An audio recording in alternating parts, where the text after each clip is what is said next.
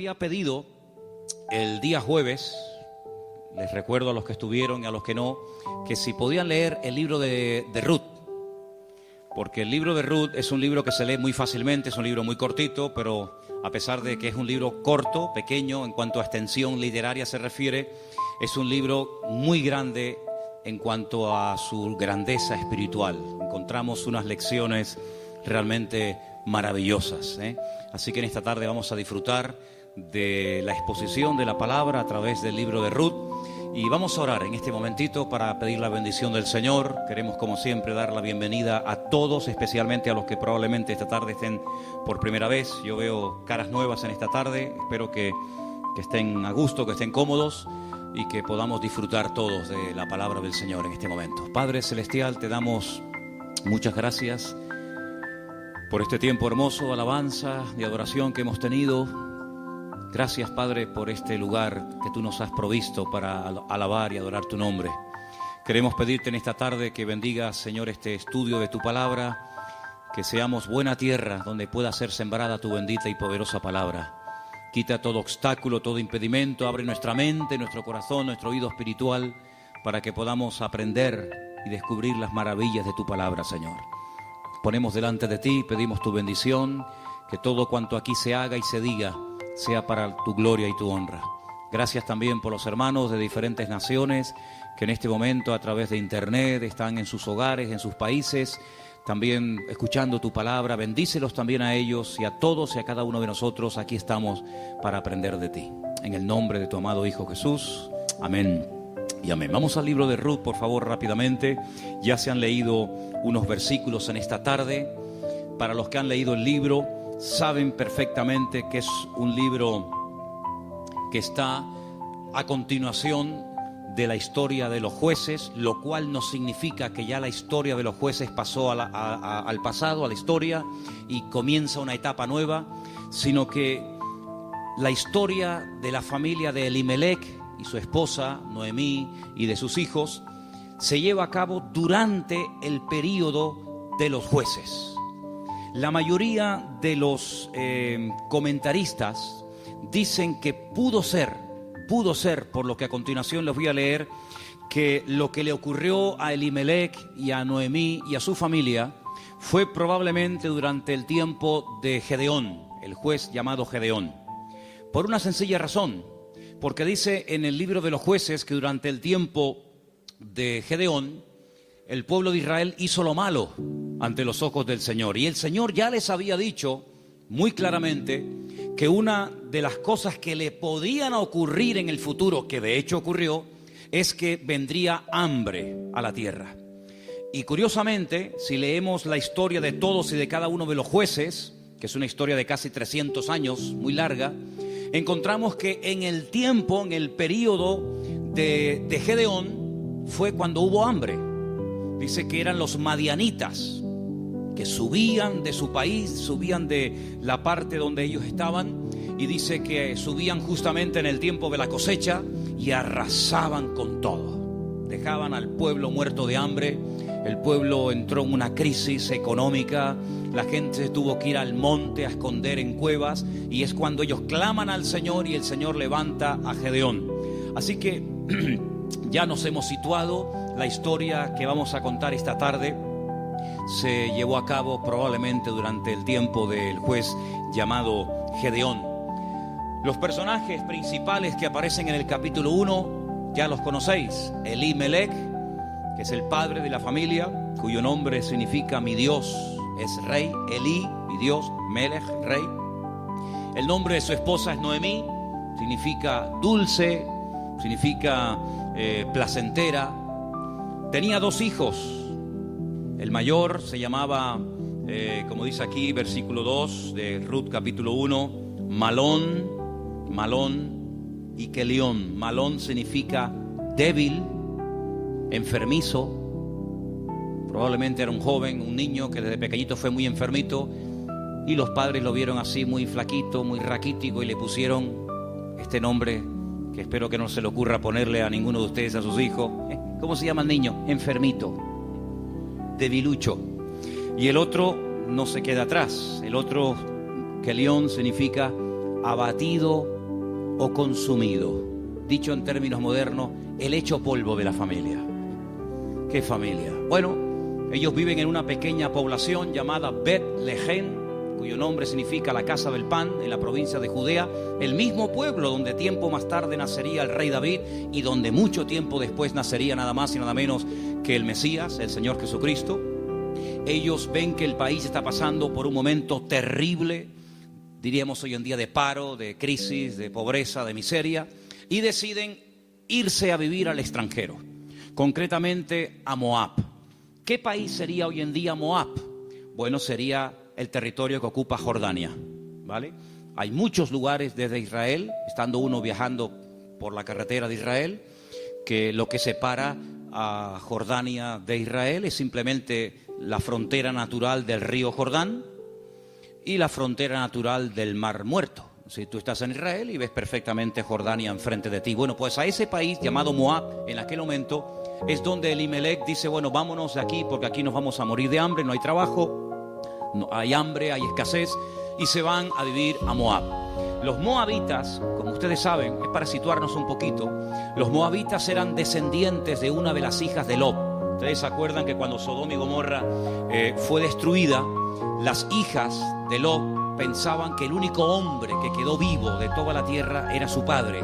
Y entonces ellas deciden emborrachar a su padre, mantienen relaciones con él, y de esa manera pues la raza humana no se extinguiría.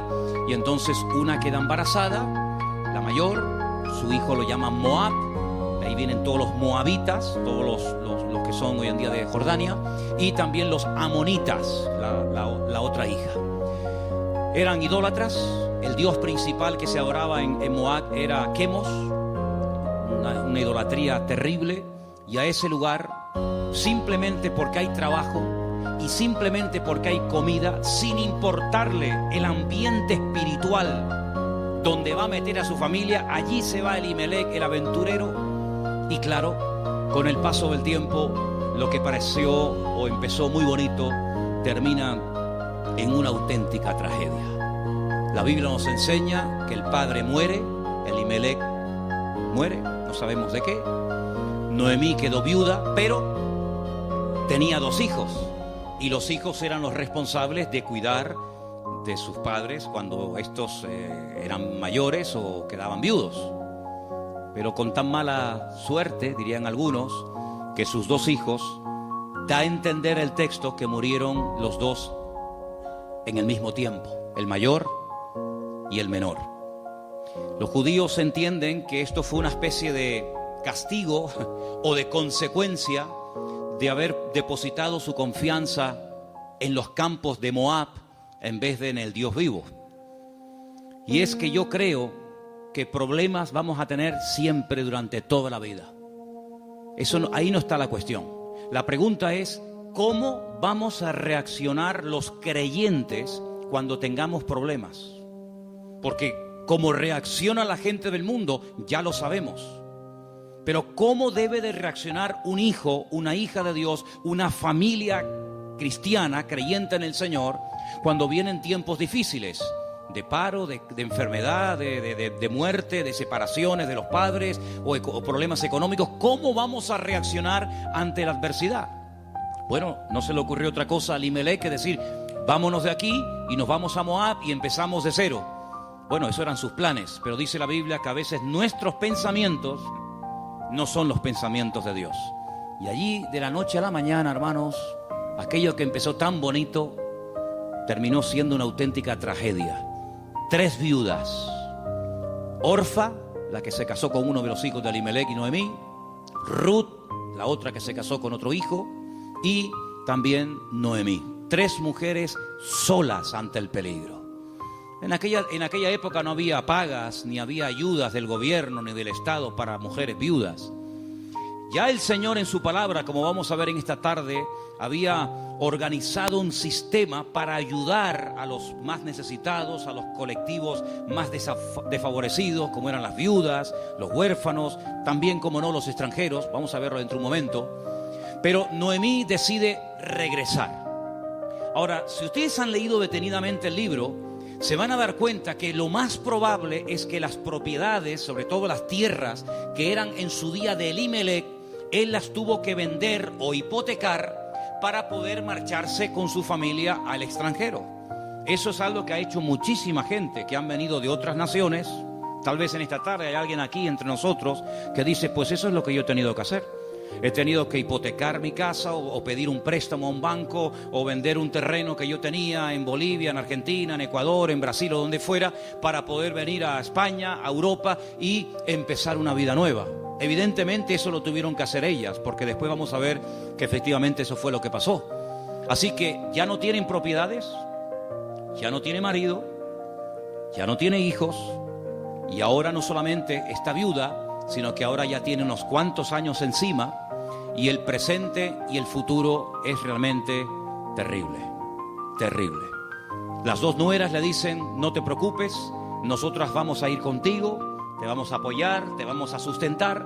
Pero hay un momento en el que Noemí se vuelve y les dice las siguientes palabras. Estamos en Ruth capítulo 1. Noemí le dice en el versículo 8 a sus dos nueras, andad, volveos cada uno a la casa de su madre, que el Señor haga con vosotros misericordia, como la habéis hecho con los muertos, sí, con vuestros maridos y conmigo. Que el Señor os conceda hallar descanso, cada uno en la casa de su marido. Luego las besó y ellas alzaron la voz y lloraron. Realmente la tristeza, el desánimo, la depresión, la angustia, el miedo se había apoderado de estas tres pobres mujeres. Y ellas le dijeron, versículo 10, ciertamente nosotras, fijaros tan plural, nosotras iremos contigo a tu pueblo. Verso 11, Noemí les respondió y les dijo, volveos, hijas mías, ¿para qué habéis de ir conmigo? ¿Tengo yo más hijos en el vientre que puedan ser vuestros maridos? Volveos, hijas mías, e idos, porque yo ya soy vieja para tener marido. Y aunque dijese, esperanza tengo, y esta noche estuviese con marido, y aún diese a luz hijos, ¿habíais vosotras de esperarlos hasta que fuesen grandes? ¿Habéis de quedaros sin casar por amor a ellos? No, hijas mías, que mayor amargura tengo yo que vosotras, pues la mano del Señor ha salido contra mí. Ellas alzaron su voz otra vez, lloraron, y Orfa besó a su suegra, mas Ruth se quedó con ellas. Ay, amigo, ya se produce una ruptura. Ya no son las tres las que están como una piña. Al fin y al cabo las tres tienen un denominador común. Son viudas, tan solas en la vida. Sino que ahora dice la Biblia que una de ellas, Orfa, cuyo nombre significa terca o testaruda, toma una decisión. Y entonces la decisión que toma es volver a la casa de su familia. Noemí le dijo, he aquí tu cuñada se ha vuelto a tu pueblo y a sus dioses, vuélvete tú tras ella. A mí me llama la atención que la Biblia destaca no solamente el hecho de que ella vuelve a su familia, lo cual en cierto sentido es lógico, ¿verdad? Y normal, sino que añade algo que es muy significativo. Dice, ella se ha vuelto a su casa, a la familia de sus padres y a sus dioses. Yo dije al principio en la introducción que en Moab no se adoraba al Dios de Abraham, de Isaac y de Jacob. No era el Dios vivo al que se adoraba. Eran idólatras. Adoraban como Dios principal a Quemos, seguramente a otros más, a Baal, a Astarot, y sabe Dios a quién más. Por lo tanto, cuando ella se va a la casa de su familia, vuelve otra vez a practicar y adorar los dioses que probablemente, no tenemos 100% de seguridad para asegurar esto, ella había dejado de adorar durante el tiempo que estuvo casada con uno de los hijos de Noemí. Ella vuelve otra vez atrás y vuelve otra vez, permítame la expresión, es una expresión bíblica, vuelve otra vez al vómito. Y a mí me hace recordar la historia de Orfa. No voy a hablar mucho de ella, pero sí quisiera destacar que, ¿saben a quién me recuerda Orfa? Cuando estaba preparando todo esto para el día de hoy compartir con ustedes, me venía a la cabeza el joven rico. ¿Os acordáis de la historia del joven rico? Un chico aparentemente que quería saber la verdad, que quería crecer, que quería respuestas a sus preguntas y a sus dudas. Y cuando el mismísimo Señor Jesucristo le dice, tú has hecho esto y esto y esto y esto, y está muy bien, pero yo observo, yo noto que a ti te hace falta una cosa en la vida. y te voy a decir qué es lo que a ti te hace falta. Y se lo dice, y dice que se puso muy triste y dio media vuelta y se marchó, y ahí acaba la historia del joven rico. A pesar de que el Señor le dijo algo tremendo, ven conmigo, pero él no estuvo dispuesto a pagar el precio. Viendo Noemí que una de sus nueras se ha vuelto atrás a sus dioses, a su antigua vida, le dice a la otra que le queda, a Ruth, versículo 15, he aquí tu cuñada se ha vuelto a su pueblo y a sus dioses, vuelve tú tras ella. Y ahora viene una de las declaraciones más hermosas de toda la Biblia. Versículos que mucha gente sabe de memoria, porque son una declaración muy profunda de lo convencida que estaba, de lo dispuesta que estaba Ruth de no dar marcha atrás. Los leo, versículos 16 y 17. Ruth le dice, no me ruegues que te deje y me aparte de ti, porque a donde quiera que tú fueres, iré yo. Donde quiera que vivieres, viviré. Tu pueblo será mi pueblo, y tu Dios será mi Dios. Donde tú murieres, moriré yo, y allí seré sepultada. Así me haga el Señor y aún me añada, que solo la muerte hará separación entre nosotras dos. ¿Cuántos dicen amén? Y allí se van estas dos mujeres. Claro, lógicamente Noemí es mucho más mayor que Ruth, pero allí emprende una aventura rumbo a lo desconocido. Se va Ruth a un país que no conoce, solamente de oídas, donde las costumbres, la religión, por decirlo de alguna manera, las leyes son completamente diferentes a la cultura, al país en el cual ella ha vivido durante toda su vida. Pero allí se va dispuesta a adorar al Dios de Noemí.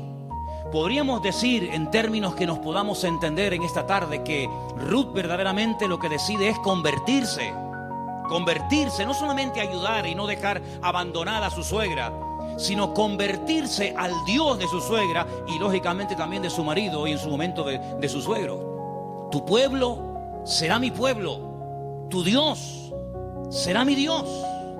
El Dios monoteísta, el Dios que no acepta que se adore a otros dioses aparte de Él, sino que, como dice en su palabra, al Señor tu Dios adorarás y a Él solo servirás. ¿Cuántos dicen amén? Allí se va Ruth rumbo a lo desconocido. Y saben, hermanos, hay un capítulo en la Biblia que es el famoso capítulo de la mujer virtuosa de Proverbios, que si no me equivoco creo que es el capítulo 31, el último capítulo del libro de Proverbios, que se llama La mujer virtuosa, Eshet Hayil. Y Ruth es la única mujer en todo el Antiguo Testamento que recibe el título de Eshet Hayil, que significa mujer virtuosa. Es decir, que cuando leas el capítulo 31 de Proverbios y que te habla de la mujer virtuosa, tú dices, bueno, ¿y quién es una mujer virtuosa? ¿A quién puedo ver como punto de referencia en la historia de la Biblia para saber a lo que se refiere el Señor? Ahí la encuentras en el libro de Ruth. Una mujer sacrificada, trabajadora, fiel, que es capaz de renunciar a todo a cambio de nada, aparentemente. Una mujer que incluso está dispuesta a morir en tierra ajena. Y fíjate que me llamó la atención que José, que estaba muriendo fuera de su tierra, estaba muriendo en Egipto, antes de morir dice que él dio orden de que, como él sabía y anticipa proféticamente la liberación de la esclavitud de Egipto, él da orden para que sus huesos se los lleven con ellos cuando salgan milagrosamente de Egipto. Y dice la Biblia que lo hicieron así, y durante 40 años, hermanos, los israelitas estuvieron dando vueltas y vueltas en el desierto, cargando los huesos de José hasta que llegan a Canaán y logran darle una digna sepultura. Sin embargo, Ruth no dice, cuando yo muera, por favor, lleven mi cuerpo, lleven mis huesos a Moab, sino que ella dice, donde a ti te entierren, que me entierren a mí ahí también al lado tuyo. Sí, una mujer decidida, una mujer comprometida, en otras palabras, una mujer con las ideas claras. ¿Cuántos dicen amén? ¿Cómo vamos a reaccionar frente a la adversidad? Porque si huyeron de Israel, de Betlehem, huyeron a Moab para buscar una mejor vida, ahora la tortilla se ha dado la vuelta. Ahora, cuando regresan, ya sin marido y sin hijo, y con unos cuantos años encima, sola, viuda y sin recursos, hipotecada hasta las cejas y con otra nuera que la acompaña, pues no piensen ustedes que el retorno fue mejor que la ida. Es más, dice la Biblia que cuando las vieron entrar por el pueblo de Betlején, toda la ciudad se echó a la calle diciendo: madre mía. Podríamos utilizar el refrán popular nuestro que dice: ¿quién te ha visto y quién te ve? La mujer salió, o las mujeres salían al encuentro a saludarla y le decían: Noemí, Noemí, tantos años sin saber de ti. Vienes sin marido, vienes sin hijo, vienes enferma, golpeada, herida por la vida. Y ella decía: no, por favor, no me llaméis nunca más, no me llaméis más Noemí, porque yo no tengo placer, no tengo contentamiento, ya no me alegra, ya no me llena nada en la vida. Por favor, llamadme Mará. Mará, que significa mujer amargada o afligida. ¿Qué te parece? Y ahora uno dice: bueno, ¿y ahora qué? ¿Ahora qué? ¿A qué se van a dedicar estas mujeres? Ahora sí quiero que vayamos al libro de Levítico, donde hay unos versículos que pocas veces se leen, pero vamos a ver que son muy interesantes, porque en ese pasaje de Levítico, capítulo 19, del 9 al 10, no sé si ustedes lo tenían buscado, ¿no? Okay. Capítulo 19 de Levítico, vamos a leer una ley que solamente existía en el pueblo de Israel en aquel tiempo, y es una ley tan extraordinaria, tan increíble, que fue lo que ayudó en cierto sentido a restaurar la vida de Ruth y de Noemí en aquel nuevo país para ella. Levítico capítulo 19, versículos 9 y 10, el Señor dice en su palabra: cuando ciegues la mies de tu tierra, no segarás hasta el último rincón de ella, ni espigarás tu tierra segada. No rebuscarás tu viña, ni recogerás el fruto caído de tu viña. Para el pobre y para el extranjero lo dejarás, dice el Señor. ¿Qué es lo que hacía la gente? Cuando iba a coger la cosecha, arrasaban con todo. Y si se caía un racimo de uvas, o se caía una espiga de trigo, o de cebada, o de lo que fuera, daban marcha atrás y lo recogían. Y si alguien se metía en aquel campo después del tiempo de la siega, estaba pelado, no había nada. Sin embargo, el Señor dice: ustedes van a ser diferentes. Esto es una ley donde el Señor muestra su amor y su compasión por el pobre, por el huérfano, por la viuda, por el extranjero, por el que no tiene prácticamente ningún recurso para buscarse la vida, como el caso de Ruth y de Noemí. Ustedes, cuando vayan a segar, no sean avariciosos, no quieran acapararlo todo. Oye, si se cae una espiga, déjala. Si hay un rinconcito que no quieres, digamos, cosecharlo, meter la hoz, déjalo ahí en un rinconcito, para que cuando ustedes terminen, pues puedan entrar los que no tienen tierra, los que no tienen trabajo, las viudas, los extranjeros, los pobres, los huérfanos, y puedan de alguna manera conseguir algo para llevarse a la boca. Y eso es lo que utiliza Ruth. Como ella sabe, evidentemente por los labios y por la influencia buena de Noemí sobre ella, le dice: vete a espigar, vete hoy a buscar la vida. Noemí, ¿a dónde va a ir la pobre? Si la pobre ya está vieja, está enferma, está cansada, está desanimada. Pero allí se va Ruth. Y si ustedes han leído el libro, dice que se va antes de la salida del sol, y cuando llega la noche aún está espigando en el campo. Es increíble. Ella podía haber recogido menos, pero ella está recogiendo para ella y también para su suegra Noemí. Y hay un momento en el que la invitan a comer. El dueño del terreno, un tal Booz, del cual hablaremos ahora, dice: ¿esta mujer quién es? Dice: esta es la nuera de Noemí, lleva todo el día trabajando. Dice: denle de beber agua. Y cuando llega la hora del almuerzo, cuando llega la hora de la comida, la Biblia dice que la invitan a comer. Y ella dice que comió hasta saciarse, pero hay un momento en el que le sobra comida, y en vez de tirarla a la basura, como la mayoría de la gente hace cuando le sobra comida, dice que ella la guarda. Y cuando llega la noche a la casa de Noemí, dice que le enseña un efa. Un efa son 35 kilos. en este caso de cebada, y dice, mira, esto es lo que yo hoy he espigado, después lo he tenido que desgranar para hacer la harina, y no solamente eso, sino que te traigo la comida que me sobró al mediodía, te la traigo para que tú comas. Cuando le pregunta a la suegra, ¿en qué campo tú has estado hoy? ¿Dónde has trabajado? Y le dice, he trabajado en el campo de un tal Booz y me ha tratado muy bien. Le ha dado orden a sus criados, a los jornaleros, de que no se metan conmigo, de que no se rían de mí, de que me traten bien, de que no me hagan pasar vergüenza. Y le dice Noemí, pues si en ese lugar te ha ido bien, sigue ahí. Eso me llama mucho la atención. Dice, no cambies de campo.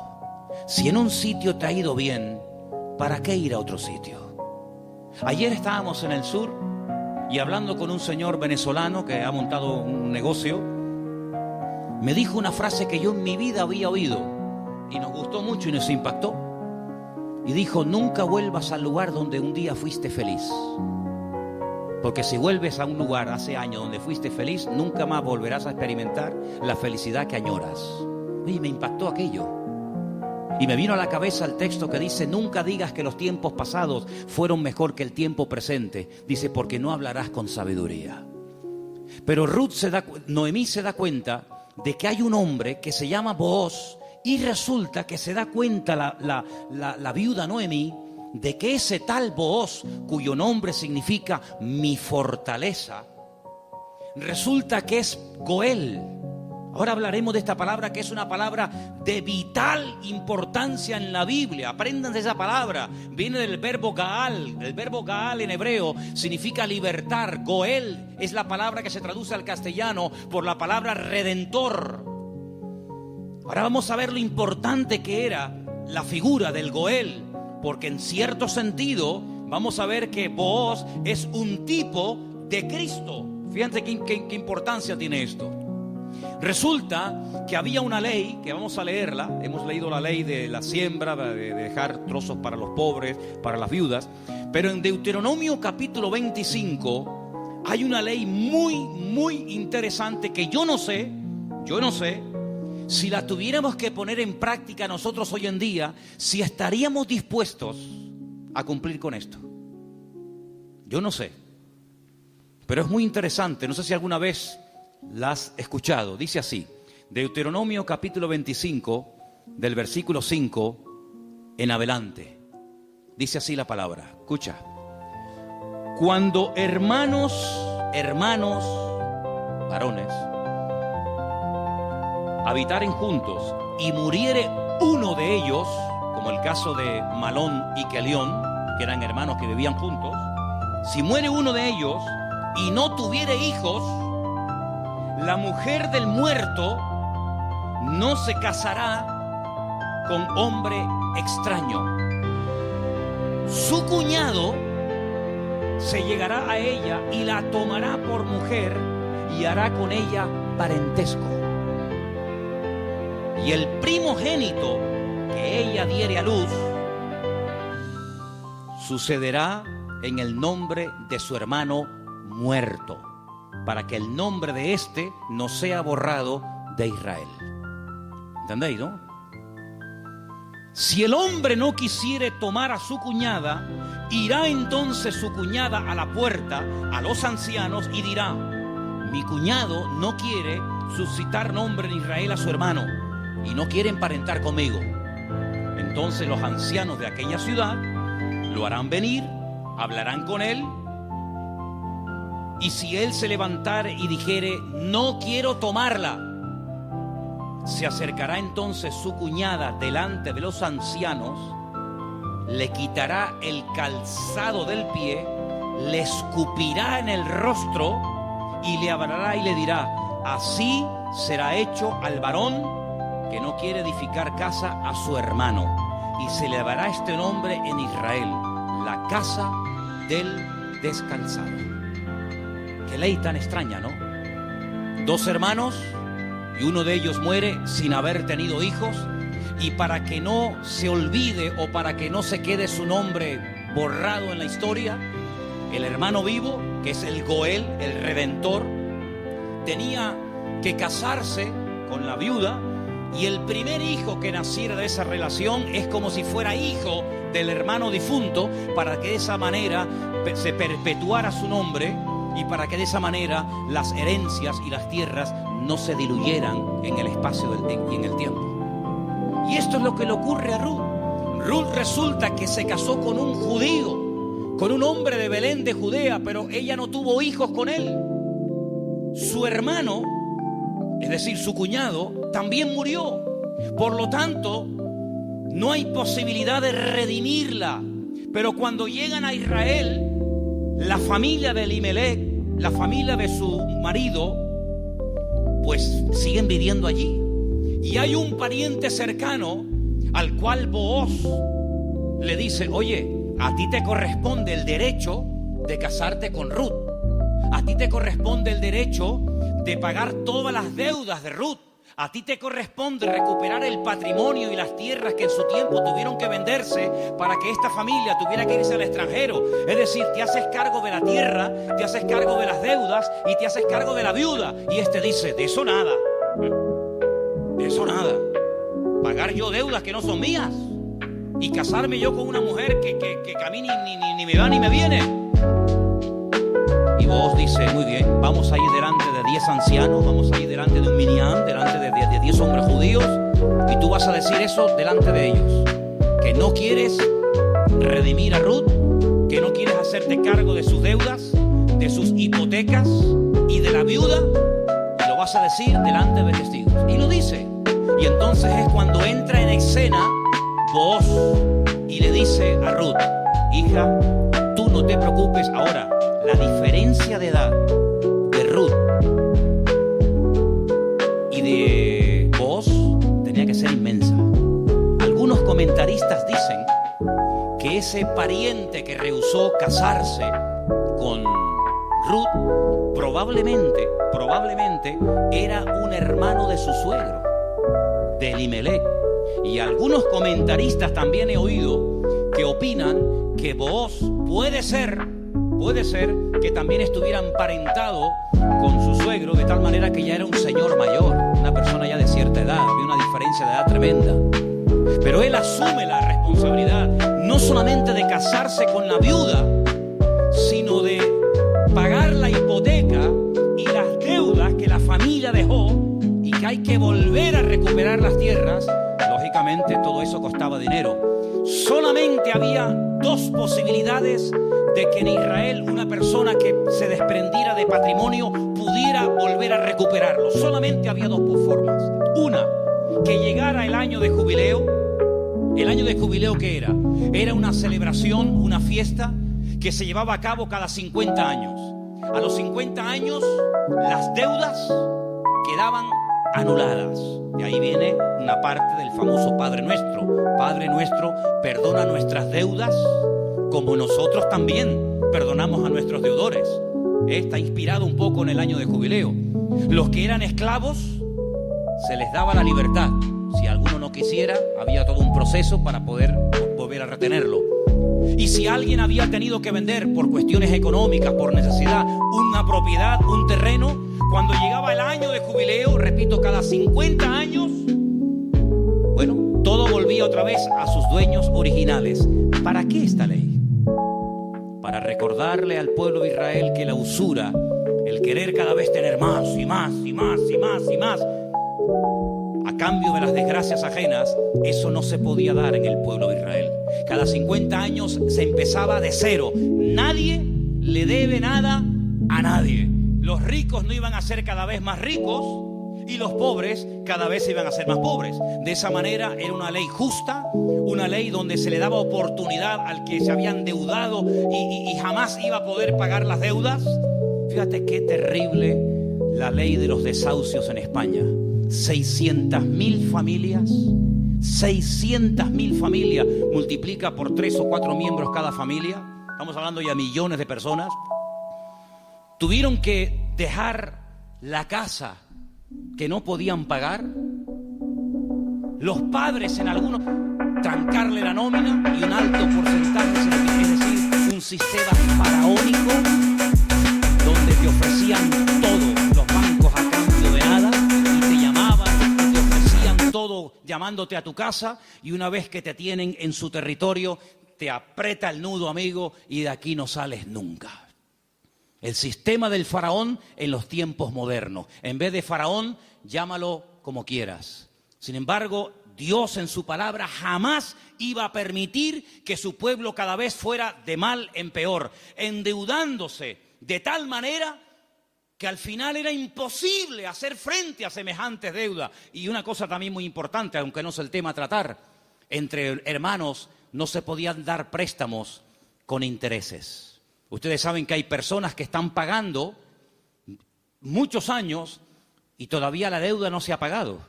Lo que están pagando es simplemente parte de los intereses, porque son tan elevados que por una regla de 3, cuanto más pagas, más debes. ¿Cómo se come eso, hermano? Así que la única forma de recuperar una tierra que se había vendido era llegar al año de jubileo. Pero ¿quién le aseguraba al que había vendido una propiedad, ponte que tuviera 40 o 50 años, que iba a durar otros 50 años para recuperar la tierra? Era prácticamente imposible, impensable. Pero luego había otra forma. Era otra forma. Pero claro, ahí había que tener mucho amor y mucha compasión.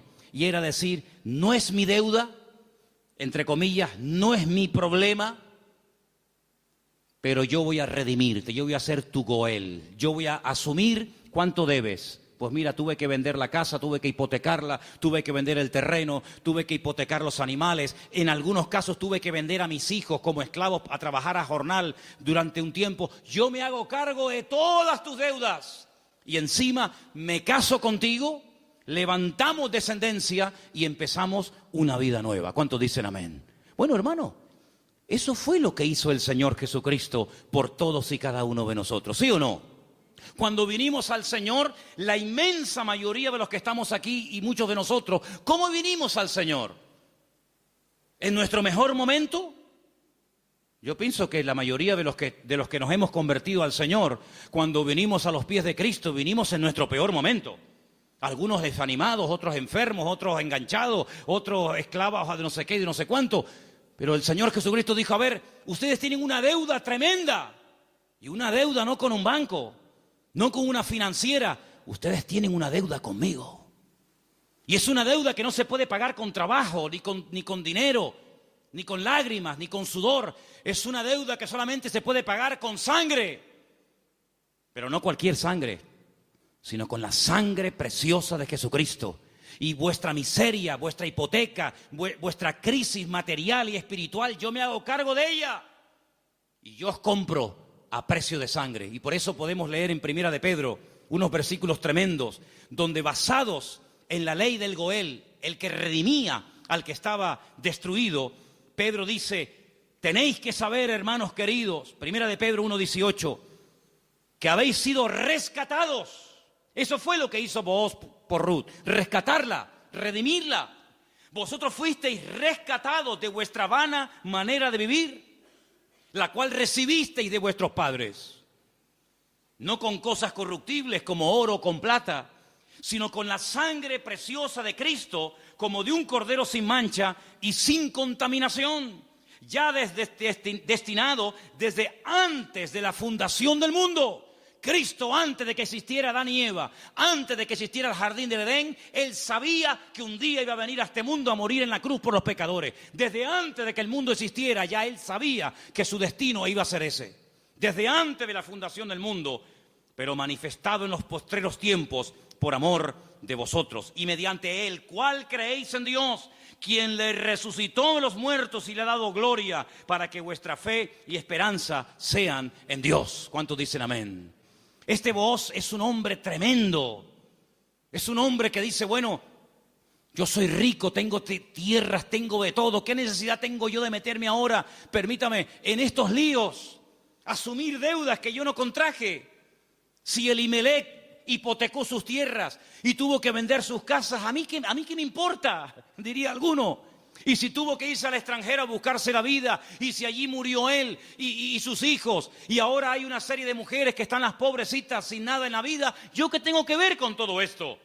Pero Booz no es un hombre frío, insensible. Booz es un hijo de Dios, y los hijos de Dios tenemos corazón, no solamente cabeza. ¿Cuántos dicen amén? Hay que tener corazón, hermanos, en las vestiduras. en las vestiduras del sumo sacerdote, que las tenéis ahí si queréis ver cómo eran. El sumo sacerdote llevaba en su pecho los nombres de la familia de Israel, las tribus de Israel, Judá, Benjamín, Zabulón. Y el sumo sacerdote decía, pero si yo no soy de la tribu de Judá, ¿yo para qué tengo que llevar el nombre de una familia que no es la mía? ¿Por qué tengo yo que llevar en mi pecho el nombre de la tribu de Zabulón? Si yo soy levita. Pero es que el Señor le enseñó al pueblo de Israel a través del sumo sacerdote que para servir a Dios y para creer en el Señor y hacer su voluntad, uno tiene que tener corazón. ¿Cuántos dicen amén? Hay tanta insensibilidad, hermano, incluso en el pueblo de Dios. Sí, dicen que España es un país muy solidario, el país de más donaciones de órganos del mundo. Sí, está muy bonito. Pero hermanos, el mundo no nos tiene que dar ejemplos a nosotros, ni lecciones de solidaridad y de amor, sino que somos nosotros los que deberíamos ser la gente más solidaria y los que más apoyamos al necesitado del mundo, porque para eso el Señor nos ha puesto en esta tierra.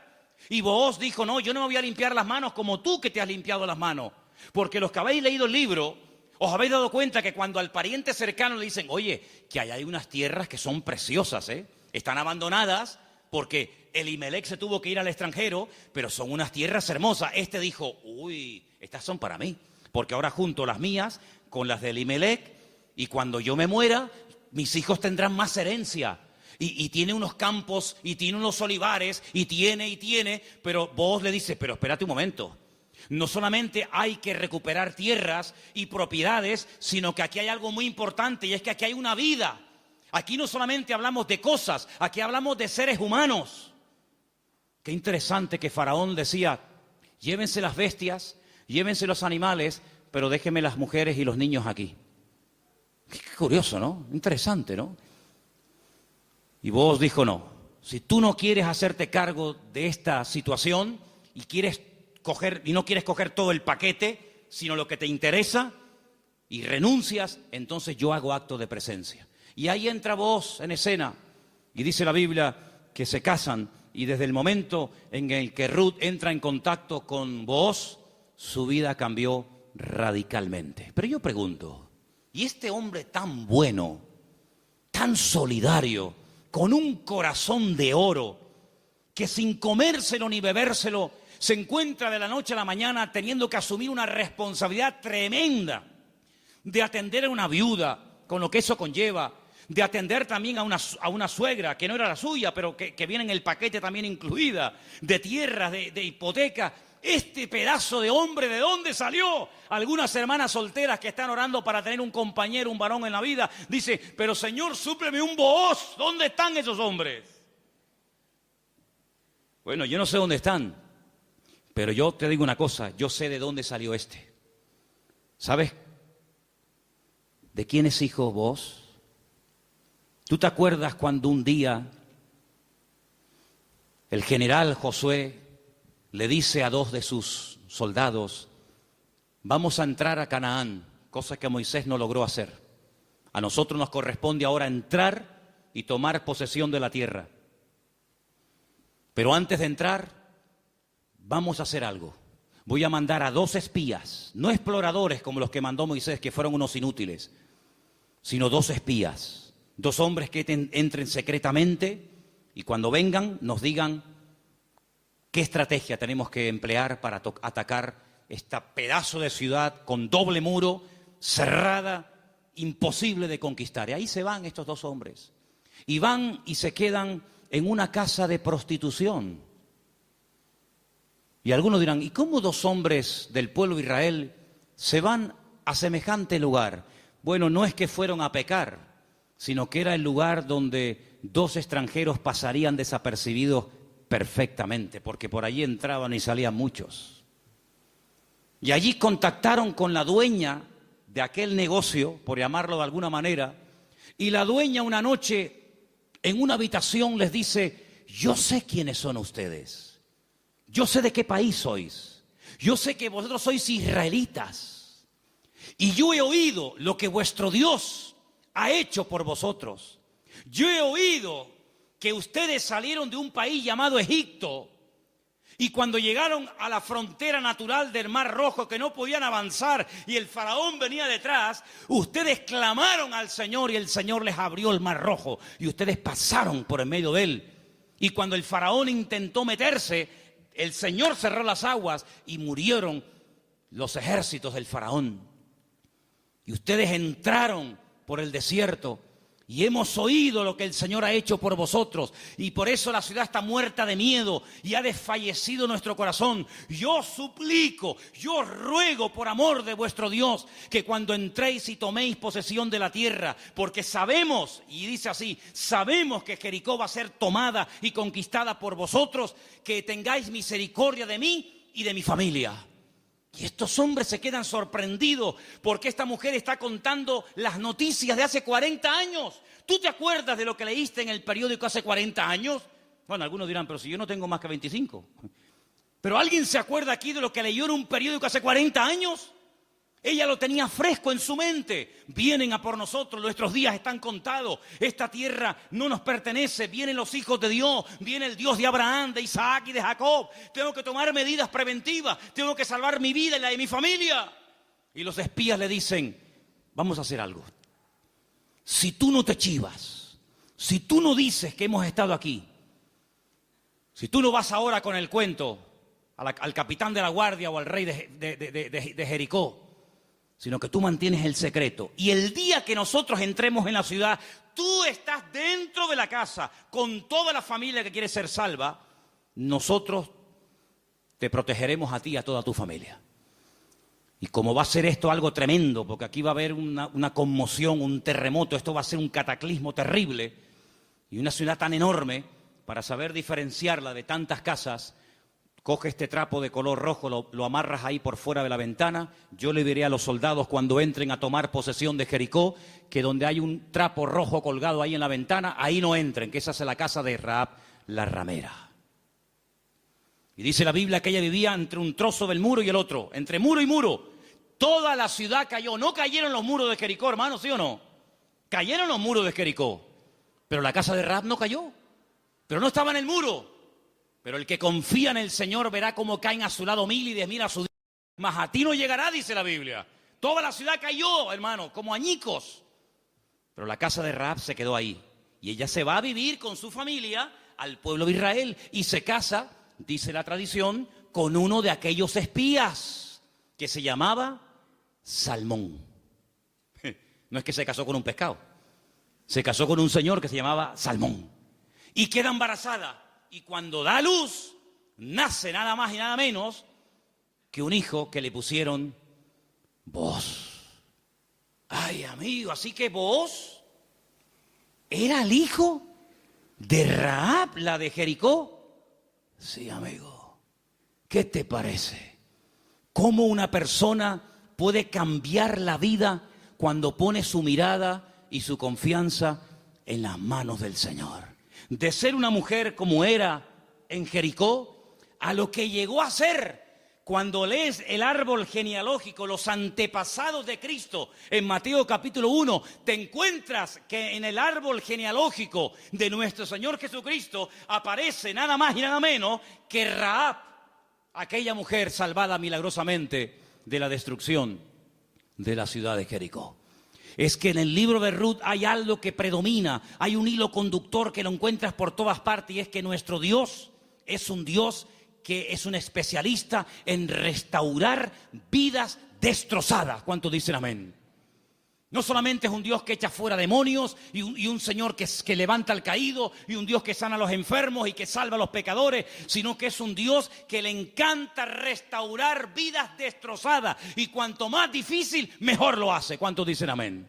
Dile al que está a tu lado, nuestro Dios es un Dios que restaura las vidas. ¡Aleluya! Nuestro Dios restaura las vidas. ¡Aleluya!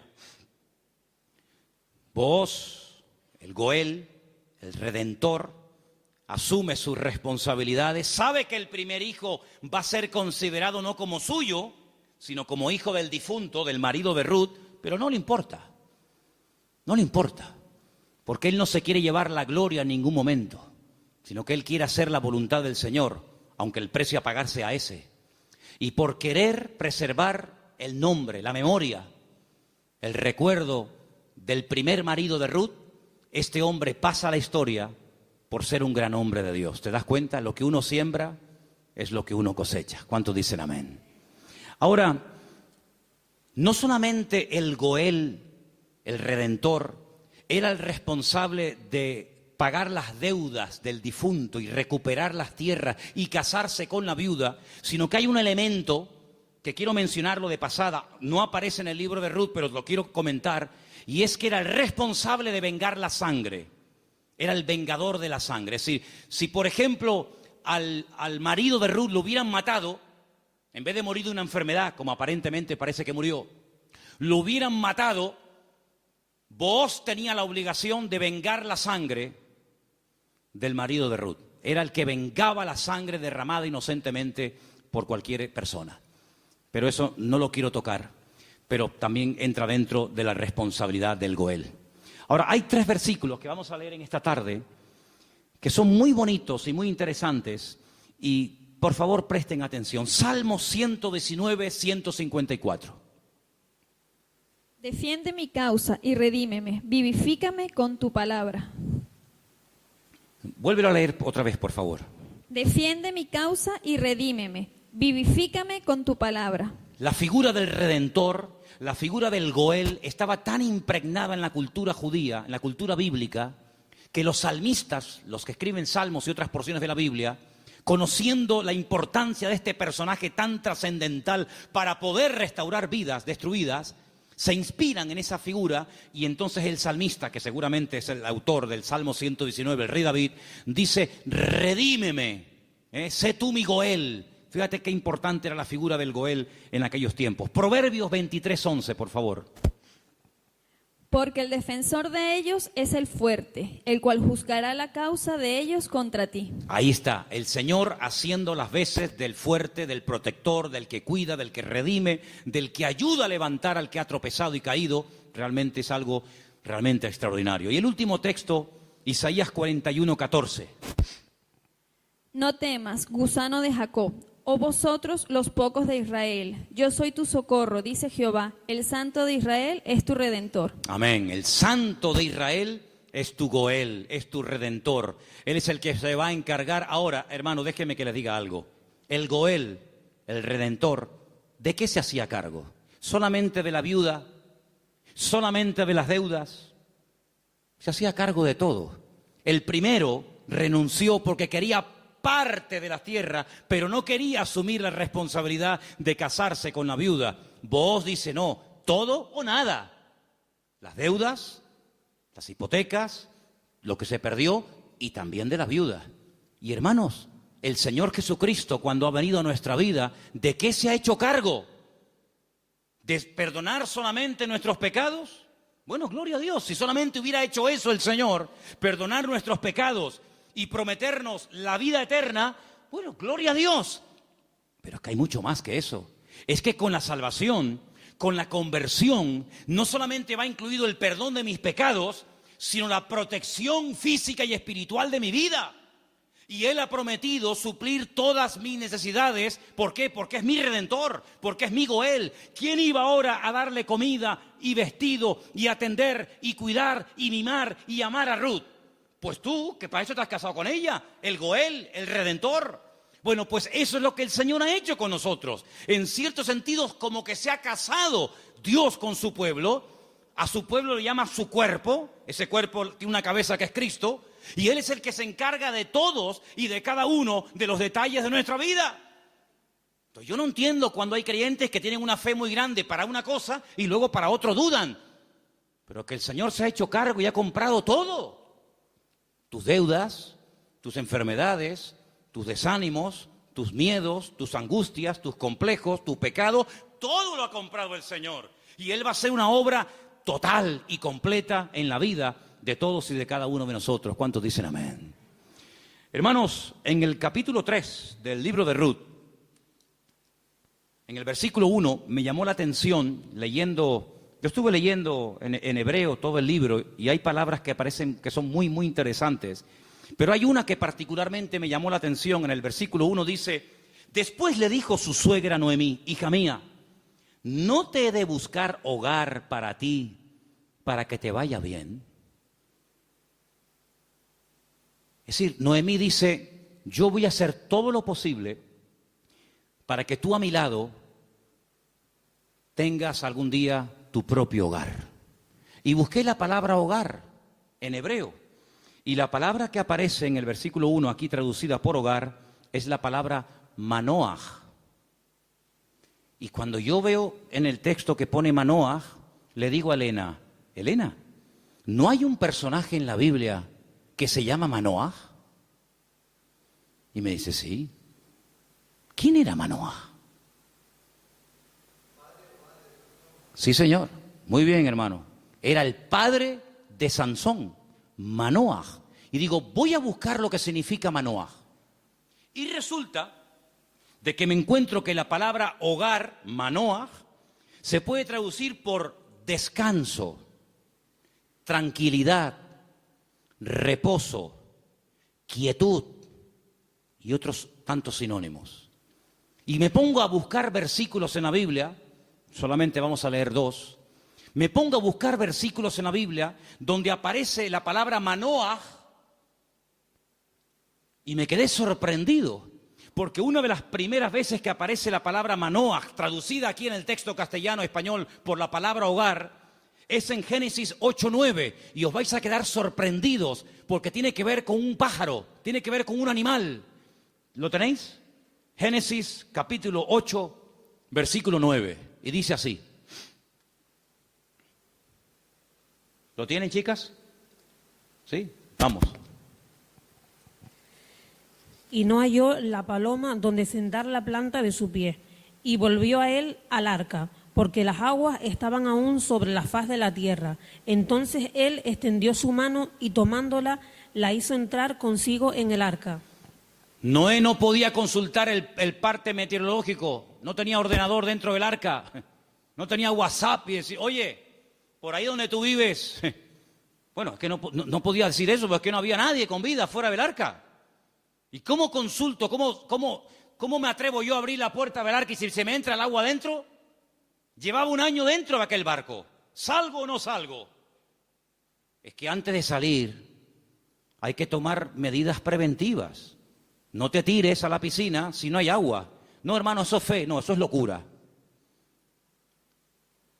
Eso no es fe. Usted va a la piscina y está vacía. Pero usted, hermano, el justo por la fe vivirá. Y yo le diría, descanse en paz, hermano. ¡Pum! Ahí se quedó el hermano. Uy, le falló la fe. No, le falló la cabeza. Eso no es fe. Eso es un disparate. La fe no es locura. La fe es certeza. Es convicción, no es disparate, ni locura, ni emoción, ni sentimiento. Es seguridad de que lo que voy a hacer, mi Dios me ha dicho que lo haga. Ahora, una cosa es que el Señor me diga, tírate a la piscina, pero no hay agua. Si tú me lo dices, yo me tiro. Pero si tú no me lo dices, yo no me tiro ni loco. ¿Cuántos dicen amén? Muy bien. Noé dice, la única forma de comprobar es mandando una paloma. Y dice que abrió la ventana, la única ventana que había en el arca, suelta la paloma, y dice que la paloma no halló lugar donde reposar. Claro, estaba todo anegado en agua, todavía no había bajado el nivel de las aguas, y ahí aparece la palabra Manoaj. No había reposo, no había un lugar donde poder decir, bueno, aquí me quedo, y aquí crío mis polluelos, y aquí me hago mi palomar, y no sé qué, no sé cuánto. No había. ¿Por qué? Porque las circunstancias todavía no estaban preparadas para salir del arca. Y otro versículo muy conocido, que ustedes se lo saben de memoria, donde aparece la palabra Manoaj, es en el Salmo 23, versículo 2. Leamos si queréis el 1 y el 2. Salmo 23, 1 y 2. Que se lo saben de memoria, ¿sí o no? Que dice, vamos, dale. Jehová es mi pastor, nada me faltará. En lugares de delicados pastos me hará descansar. Junto a aguas de reposo me pastoreará. Junto a aguas de reposo. Allí donde hay calma, donde hay quietud, allí me pastoreará el Señor. Una de las características del Señor es que lo que hace el Señor trae al corazón reposo, tranquilidad, paz. ¿Cuántos dicen amén? Donde hay paz está el Señor. Donde no hay paz, dudo mucho de que el Señor esté. El apóstol Pablo le decía a los corintios, lo que yo les he enseñado es para poner orden en la iglesia, porque esto me lo dijo el Señor que compartiera. Porque en nuestras iglesias lo que caracteriza a nuestras congregaciones es el orden. Pero si alguien quiere ser contencioso, allá él. Por lo tanto, hermanos, lo que Noemí le está diciendo a su nuera, Ruth, es que el anhelo de su corazón es que Ruth logre tener algún día un reposo, que logre tener un sitio de tranquilidad donde sea feliz. Y por eso se traduce por la palabra hogar. Y yo pregunto una cosa, ¿y tu hogar cómo está esta noche? ¿Tu hogar es un lugar de reposo? ¿Tu hogar es un lugar de calma y de quietud y de paz? Porque si no lo es, la culpa no la tiene Pedro Sánchez, que dimitió ayer. ¿O también se la vamos a echar a él? La culpa no es de la izquierda ni de la derecha. Cuando no hay shalom bay, como dicen los judíos, cuando no hay paz en el hogar, ¿quién tiene la culpa? La cabeza. Así que la responsabilidad principal del hombre en el hogar es traer paz al hogar.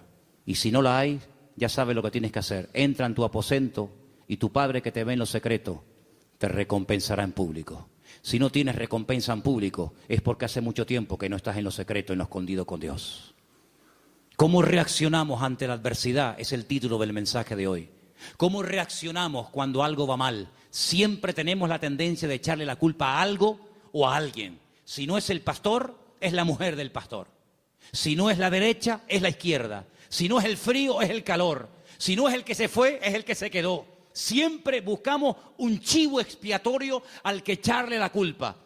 Noemí, hay un momento cuando ella regresa del extranjero que le dice a la población de Betlehem: no me llaméis Noemí, porque la mano del Señor se ha vuelto contra mí. La mano del Señor no está contra ninguno de sus hijos. Simplemente que hay un trato, hay circunstancias, hay situaciones en la vida por las cuales tendremos que pasar, nos guste o no.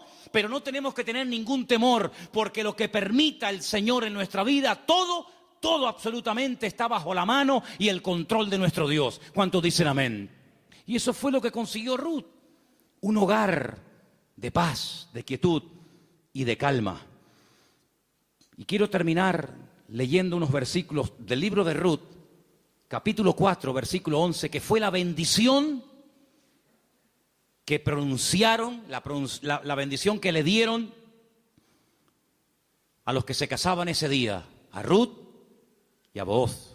Capítulo 4, versículo 11. Dijeron los que estaban allí congregados, los testigos, todos los que estaban en el pueblo, desde el pueblo a la puerta con los ancianos, dijeron: testigos somos. El Señor haga a la mujer que entra en tu casa como a Raquel y como a Lea, las cuales edificaron casa de Israel, y tú seas ilustre en Efrata y seas de renombre en Belén, y sea tu casa como la casa de Fares, el que Tamar dio a luz a Judá, por la descendencia que de esta joven te dé el Señor. Y Booz tomó a Ruth, y ella fue su mujer, y se llegó a ella, y el Señor le dio que concibiese y diese a luz un hijo. Y hermanos, los últimos versículos del libro de Ruth dicen así, el verso 21, Salmón, el papá de Booz, es decir, el suegro de Ruth, engendró a Booz. Booz engendró a Obed, que significa servidor, el que sirva al Señor. Qué bonito, ¿eh? Obed engendró a Isaí, e Isaí engendró a David. Luego, si no me equivoco, Ruth fue bisabuela, ¿sí?, del rey David. ¡Qué cambio, hermanos! ¡Qué cambio! ¿Cómo empieza el libro?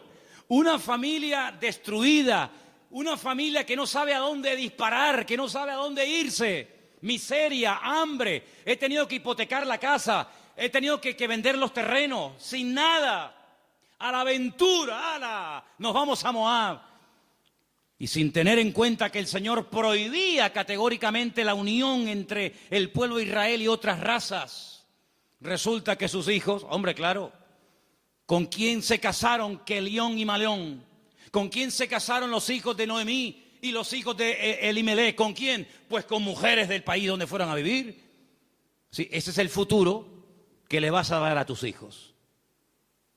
Si con la cosa de darle un mejor futuro material, has traído la ruina espiritual a tu casa. Claro, ya sabemos que Dios toma lo destruido, lo roto, lo que no es, para hacer maravillas. Pero ¿para qué te vas tú a Moab? ¿Te vas a meter en la boca del lobo? No, es que ya hay trabajo. ¿Y tus hijos? ¿De quién se van a enamorar? ¿Con quién se van a casar? Con mujeres idólatras. La primera responsabilidad de un padre en una casa con sus hijos, más que darle estudios y una buena carrera, es darle un futuro espiritual a sus hijos. Y Moab, dicho sea de paso, no era el mejor lugar para llevar a una familia a vivir. Prueba de ello que mira cómo terminaron. Muertos todos. Todos terminaron muertos, del padre hasta el hijo mayor y hasta el hijo menor. Gloria a Dios que por ahí aparece la misericordia del Señor y que a través de Booz la familia vuelve a remontar vuelo y vuelve a recuperar el ánimo y la esperanza. Pero hermanos, no es tiempo de experimentos. No es tiempo de será por aquí, será por allá, será esto. Vamos a descubrir los principios establecidos por el Señor en su palabra. La vida de un cristiano no es un laboratorio donde hacemos experimentos. Será esta, será aquella, será fulano, será mengano. Vamos a orar seriamente al Señor. Encomienda al Señor tu camino. Confía en Él y Él hará. Aleluya. Y no te impacientes por motivo del que prospera en su camino, porque pronto serán cortados y como la hierba verde se secarán, dice la palabra. En otras palabras, aprendamos a esperar en Dios. Mira, consiguió más, mucho más, en poco tiempo Ruth y Noemí, en la tierra donde el Señor estaba, que todos los años que Elimelech se pegó en el extranjero, que no le sirvieron absolutamente para nada. La respuesta no estaba en Moab, la respuesta estaba en Belén, más cerca de ellos de lo que se imaginaban. Y yo solamente quiero decirte algo. ¿De dónde viene el Señor Jesucristo? Los antepasados de Cristo, ¿quiénes son? ¿No son Obed? ¿No es Booz? ¿No es Rahab? ¿No es Ruth? ¿No es el rey David? ¿No es la tribu de Judá? ¡Claro que lo es! Luego, fíjate tú cuando una persona hace, como dice la Escritura, las cosas decentemente y con orden, las bendiciones que a corto y a largo plazo pueden llover y caerle a la vida de esa persona. Por lo tanto, hermano, no te precipites. Espera en el Señor, porque el libro de Ruth es muy pequeñito, 4 capítulos, pero es tan grande en lecciones. Y sobre todo, júntate con el que te puede edificar. Pégate como una lapa. Ustedes saben lo que es una lapa, ¿verdad? Pégate como una lapa a la persona que te puede bendecir. Le dice, y termino, Noemí a Ruth, no te separes de vos. Esta noche quiero explicar esto porque puede ser que algunos lo leyeron y dijeron, pero ¿qué le estaba proponiendo la suegra? Dice, esta noche vístete bien, úngete, ponte tus mejores vestidos, lávate, averigua dónde está durmiendo Booz, en la era, tú vete a la era. Cuando él esté dormido, tú te pones a sus pies. Y uno está diciendo, pero bueno, ¿qué le está proponiendo Noemí? Era la forma de la época de recordarle al Goel, oye, hey, que estoy aquí, por si no te has dado cuenta.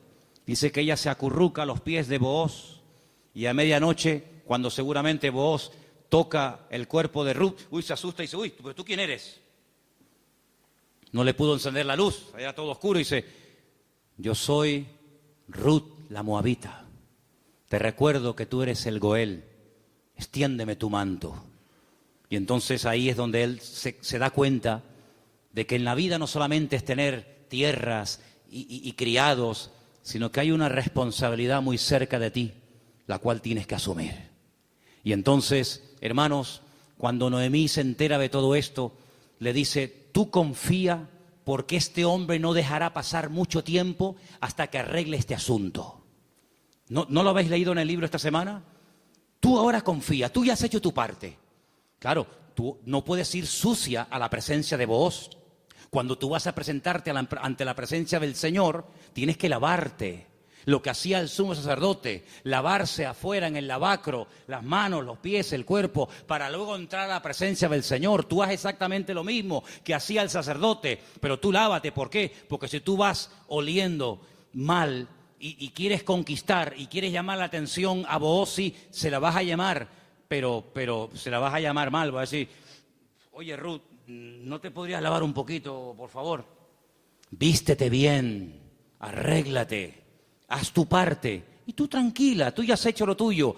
Yo te aseguro de que este hombre no dejará pasar mucho tiempo hasta que este tema sea solucionado. Hermanos, si esa era la confianza que tenía Noemí en Booz, al ser un hombre de Dios, que al percatarse, al estar informado de una situación que solamente él podía solucionar, ¿cuánto más nuestro Padre Celestial nos dará las cosas que nosotros pedimos y pedimos con fe si sabemos esperar en Él? No dejará pasar mucho tiempo el Señor hasta decir, yo asumo mis responsabilidades y mi responsabilidad es ser tu pastor, proveer tus necesidades, cuidarte y protegerte todos los días de tu vida. Si Booz se encargó de Ruth, ¿cómo no se va a encargar nuestro Goel, nuestro Redentor, nuestro Rey de Reyes y Señor de Señores, de tus hijos, de tu esposa, de tu trabajo, de tu salud, de tu familia, cuando Él es el Señor Todopoderoso que todo lo sabe, todo lo conoce y ni siquiera hemos abierto la boca y ya el Señor sabe lo que mi vida necesita? Por lo tanto, ese fuerte aplauso a nuestro Goel, a nuestro Redentor, a Él la gloria. Él cuida de mi vida, aleluya. Fuerte ese aplauso al Señor. Él cuida de nuestra vida, hermanos. Amén. Amén. Amén. Amén. Amén. Amén. Aleluya. Cierra tus ojos, hermano. La paloma volvió por la tarde, después de dar vueltas y vueltas y vueltas y no encontrar un lugar donde poder posarse y descansar. Noé entendió que aún no era el tiempo. Pero ¿sabes qué? Ya nosotros no vamos a dar vueltas y vueltas y vueltas buscando, como dijo Pedro, ¿a dónde vamos a ir si solamente tú tienes palabras de vida? Aleluya. La búsqueda ya se detuvo hace tiempo, cuando nos dimos cuenta de que bebiendo de los pozos de esta vida siempre volvíamos otra vez a tener sed, hasta que probamos el agua viva de nuestro Dios. El que bebe de este agua volverá a tener sed, pero el que bebe de mí nunca más volverá a tener sed. Bendito sea tu nombre, Señor. Ahí donde estás, cierra tus ojos, inclina tu rostro, habla con tu Goel, habla con tu Redentor. Dile, Señor, hazte cargo de mi vida, Señor. Hazte cargo de mi casa, de mi familia, de mis hijos.